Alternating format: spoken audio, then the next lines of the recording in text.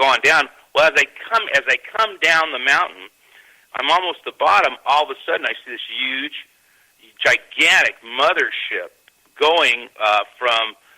This is in Salt Lake, going from Salt Lake up towards Idaho. We lived about 40 miles north of Salt Lake.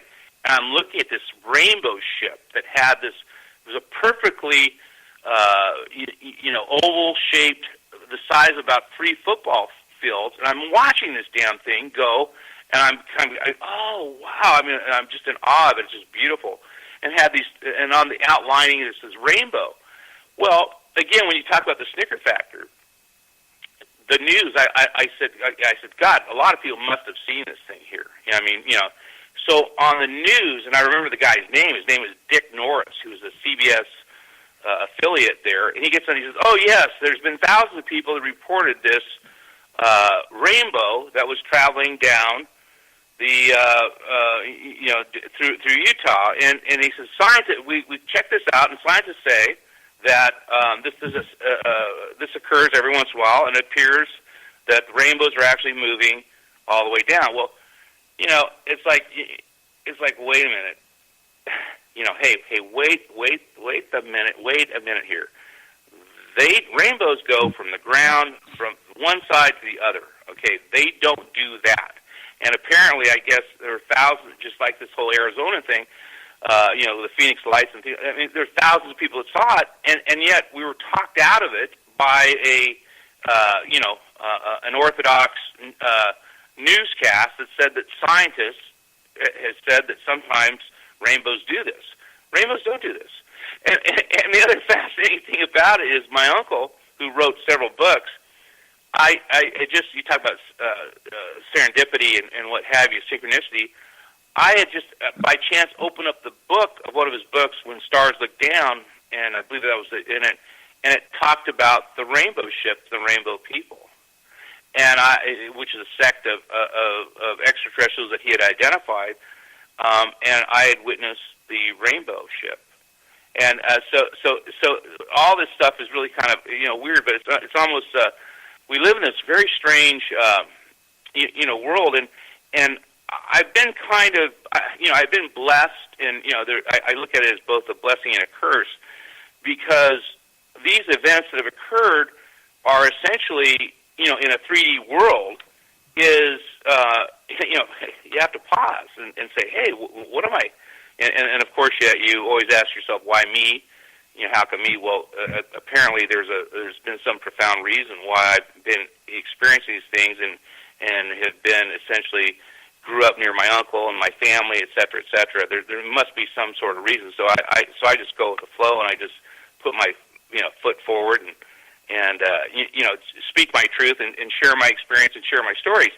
And of course, and the wider thing is that. Of course, my aim as far as to get a feature film done to, in fact, widen and broaden this whole story, because I know, the more people I bump into and the more stories I hear, I feel, and me personally, it's really great because I'm not the only one. And I think that people aren't paying attention. I think they're trained not to pay attention.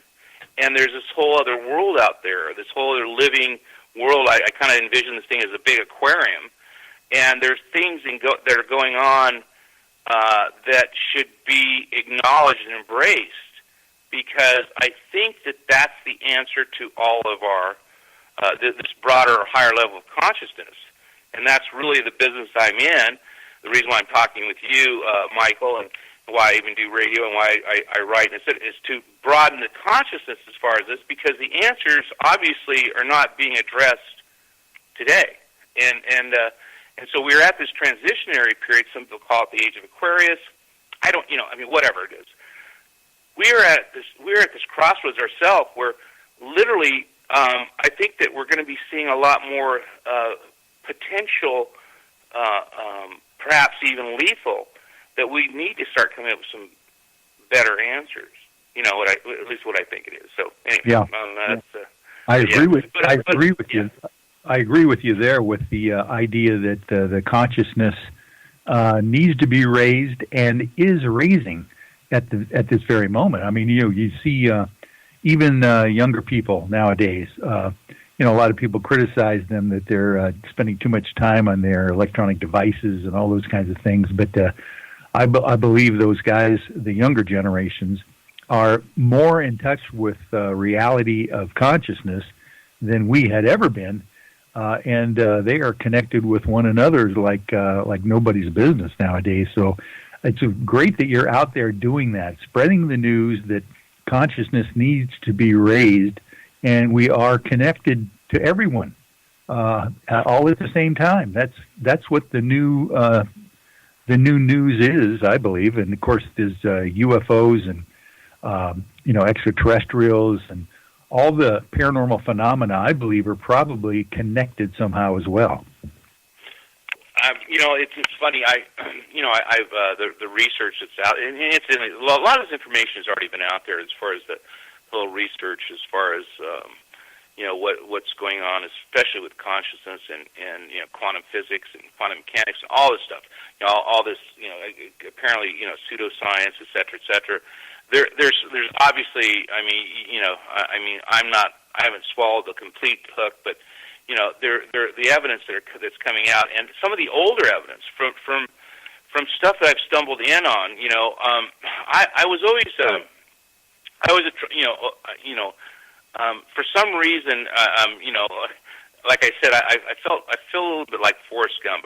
My whole life, I felt like a little like Forrest Gump, and just because things have kind of happened, and I said, oh gosh, I kind of picture Tom Hanks and me as far as this stuff goes. I go, well, okay, I do the next indicated thing, but an event will happen, and I will not understand it, and then eventually, it may take 10 years, or I'll find it.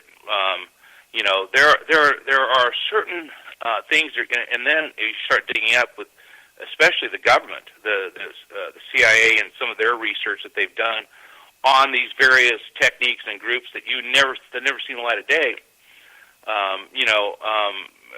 As an example, the whole the OBE, out-of-body experience, and things like that. If you would claim that you had an out-of-body experience, well, people, now we're seeing more and more of that whole information come in. Now you can the CIA actually induces that, as far as that, and there have been great studies on various groups that have done that. Well, most people don't, if they're living in their 3D world, they don't even think about that.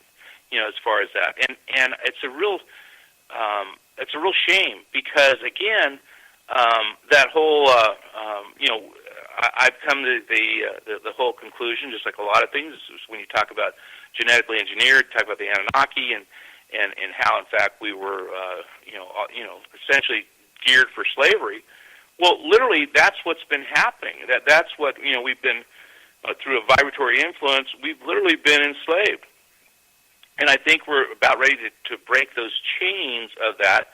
And some of the techniques they're out there, and I think people are going to have to start exercising their own self.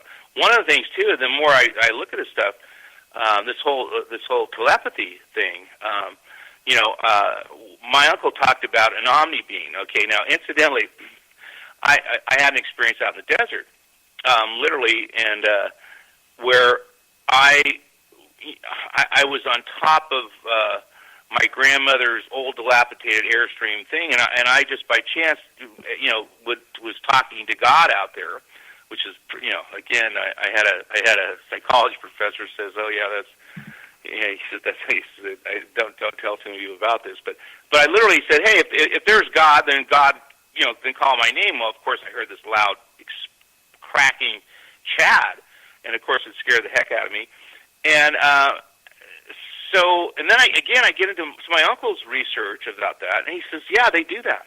It wasn't God that was telling you that, by calling your name, but they literally have a thing called an omni-being, and they literally will hit you with that. They're actually observing the whole UFO spectrum. They're observing us, and they're listening to us, and they're watching us, which, of course, biblically, all this stuff is backed up by the watchers, the angels, et cetera, et cetera. But occasionally, they actually will call your name, as far as that. Well, apparently it happened to my uncle. It happened to me, and so that opens up a whole vista of conversation. But what my uncle had the information received is what they do is it's actually it's an Ediphone, and they'll sit around it and they'll literally watch you just like a television, and they will actually speak through an Ediphone that provides, I guess, this omni beam, and literally makes this noise, and will actually do that. Well, I didn't know that until I got into some of his books and some of the research, which I inherited a lot of this information, and some of the stuff is just fascinating because it when you first look at it, it's like, and especially with my uncle because, and they have all his channeling tapes too, as far as when he's talking to the extraterrestrials about a lot of this information, plus they have a lot of the written data. But what's so fascinating about it is that it's like, you almost kind of have to, you read it and you reread it and reread it, and it doesn't make any sense, and then all of a sudden it makes sense. And it's like, or you can gather by another scientist or some other, you can correlate it with some other stuff that's come up. And it's like, okay, and then I listen to my uncle's voice, which, he was born in Ohio, in 1910, March of 1910 in Jefferson, Ohio. Well, he has this Midwestern, kind of, slow conversation. So when you hear that whole tone, it's not of a highly educated man. It's not like somebody out of Yale or whatever.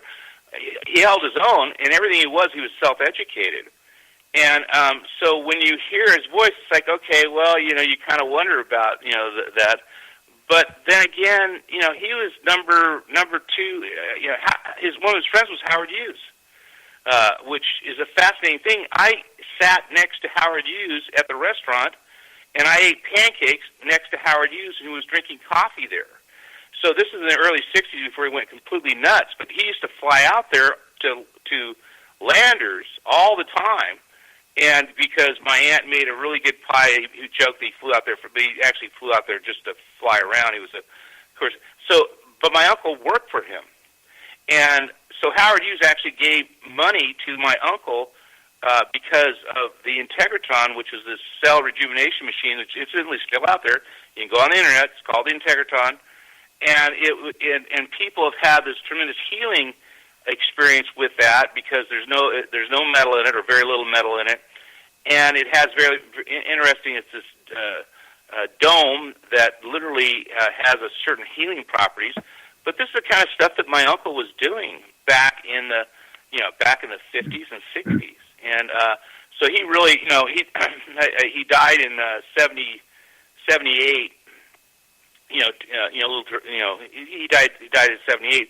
So a lot of this stuff just stopped, and that whole idea. And incidentally, my whole goal too is, as far as not only with the movie, incidentally, I know that once I get this movie done, it's going to be big, and it's going to be huge, and it's going to be free up a lot of resources. And what I'd like to do is I would like to take up some of the stuff with some of the information I've got with some of the papers and some of his ideas, and kind of explore them a little further on, and take all this stuff to the next level, because I think there's a lot of unfinished work, and if in fact we were coming to this dawn of Aquarius, I think that this whole nonlinear way of doing things, which my uncle is a proponent of, is going to be back in vogue, and I think it, and again, it's might be able to. Incidentally, when he did the Integratron, no one was ever supposed to pay anything to go through it. It was supposed to do, and it's gone through 5 different owners. The family lost it, in the early '80s. So, the other goal is I'd love to get the thing back, and I'd love to do about 20 of them, and have these, healing centers, et cetera, et cetera. But that's a different radio show. Oh man, you got to call me when that happens. That would be fantastic.